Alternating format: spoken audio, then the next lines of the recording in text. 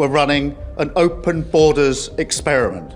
It went up really sharply. By far and away, the biggest is Indian nationals coming into the UK. Then you've got Nigerian, then Chinese. And we have never seen anything like that.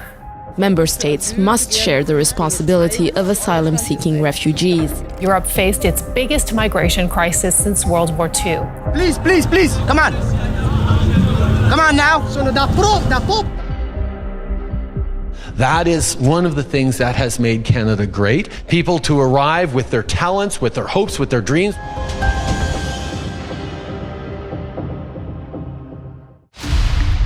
Stay informed. Follow Freedom Research on X for exclusive investigations. In just a few generations,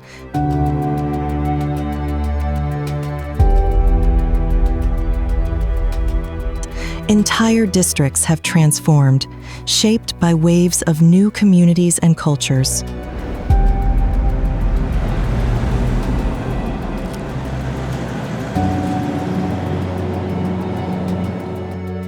Many countries have opened their doors to record numbers of workers and students.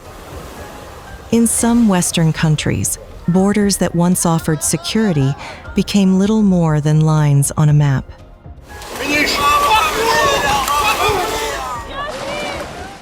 Large-scale immigration is shaped by multicultural policies, coordinated and reinforced by a vast system of censorship. They've already arrested 12,000 people for social media posts. That's insane. Above and beyond every other country, way above Russia. Russia was like 400 last year. The UK is 12,000.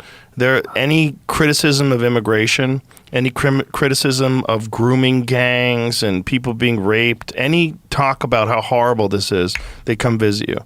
It's like someone's trying to destroy England.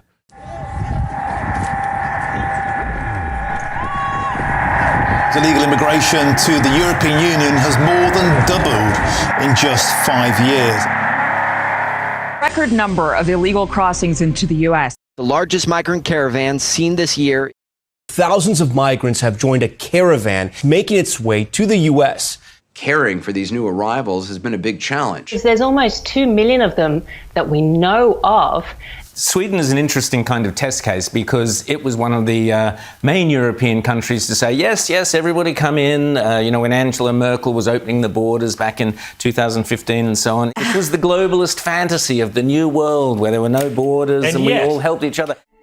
Violence began spiralling in 2022, giving Sweden the highest gun murder rate in the EU. The scale of mass immigration and its impact on Western culture and demographics are often underreported in mainstream media, leading to fragmented public awareness and limited debate.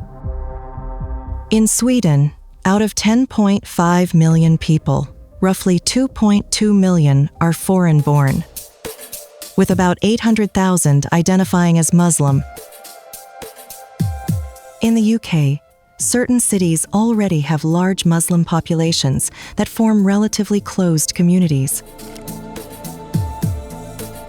Both the UK and Germany each have over 2,000 mosques. If current trends continue, by 2050, some European countries could see their Muslim populations grow to make up between 20% and 30% of the total population. Hello from the second most cosmopolitan city in the world. In Brussels, 2 out of 3 people are born abroad. The continuous influx of migrants into the West has had enormous consequences. France is on fire, no matter when you're hearing this. Sweden! They took in large numbers. They're having problems like they never thought possible. Some regions of Sweden have Europe's highest rates of reported rapes, gang violence, and so-called no-go zones.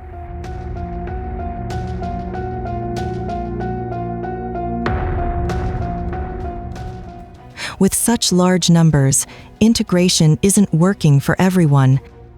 reveal the widespread failure of Berlin's integration policy. Migration Minister Johan Forsell has openly stated that the huge influx of migrants from 2015 onwards made it impossible to effectively integrate all of the new arrivals. While the vast majority of migrants seek safety, opportunity, and a better life, it is also true that when migration is not well managed, a small minority may turn toward extremist views and violence. A problem not easily solved. 7 people killed and 48 injured, 21 of them in critical condition. A third major attack in 3 months.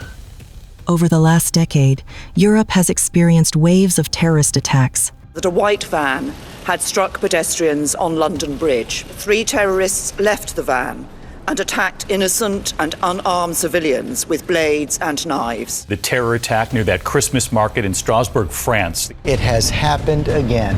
The joy of normal life becomes a nightmare in seconds. That was the scene in Nice, France last night.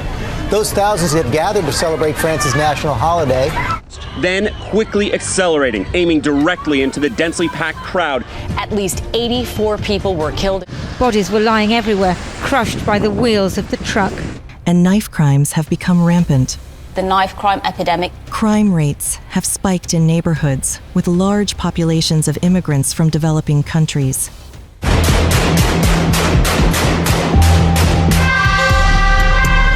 Last year, there were 342 shootings. The biggest turning point in public opinion toward open-door policies came after the UK grooming gang scandals, in which thousands of British girls and women were assaulted and raped. A decade ago, people in Britain woke up to shocking news. In the small northern town of Rotherham, 1,400 young girls had been groomed, abused, trafficked, and raped. In Germany, an anti-immigration movement was sparked when thousands of men allegedly carried out coordinated sexual assaults on German women.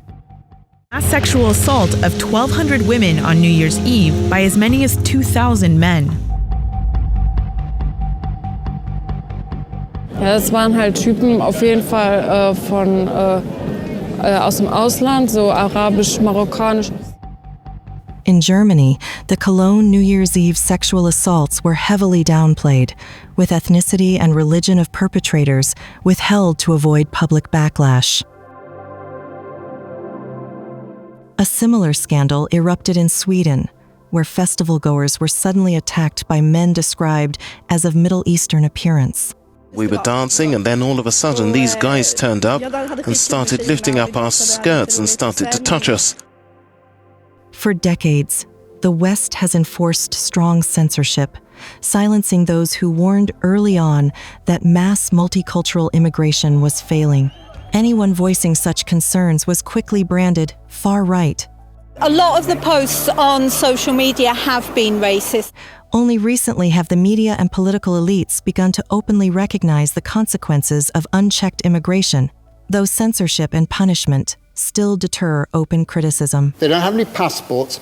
We have no idea what they are capable of doing. Gang violence was being ignored by the media. In places like Canada, the UK, Germany, Sweden, and Belgium, serious critique of mass immigration is dangerous territory. 4 years ago, 6 years ago, when I started engaging in Swedish politics, if you mentioned the word Islam or Islamism, you were considered a fascist, Nazi, right-wing extremist.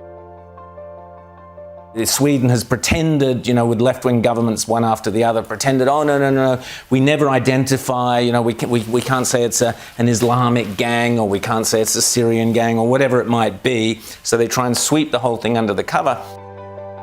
Today, the very warnings once dismissed as misinformation or Nazi talk have quietly made their way into mainstream discourse. That's more shootings than anywhere else in Europe. And this year is on par to be the deadliest one so far. Police in the Swedish city of Malmö have arrested a teenager after a shooting at a shopping centre. 3 people have been killed in a shooting in Sweden. Police in Malmö seized around 600 weapons last year, some of them semi-automatic rifles and hand grenades. Sweden is not what it used to be. What's the cause of the killing? You have prime ministers and politicians who are saying, Sweden has no culture. All the great culture that we have in Sweden has come from outside, and our culture is barbarian. It shows a strong sense of oikophobia, a hatred of their own culture, and a love for other cultures. Mass immigration is not just a policy. It's an ideology, one that deserves the same scrutiny as any other. For decades, it has been allowed to take root and grow largely unopposed. When ideology replaces accountability, societies pay the price. It no longer seems to be about controlling hatefulness at all. Instead, liberal extremists are primarily focused on shielding themselves from responsibility for their own policies and actions. Join the fight to defend our freedoms. Follow Freedom Research on X.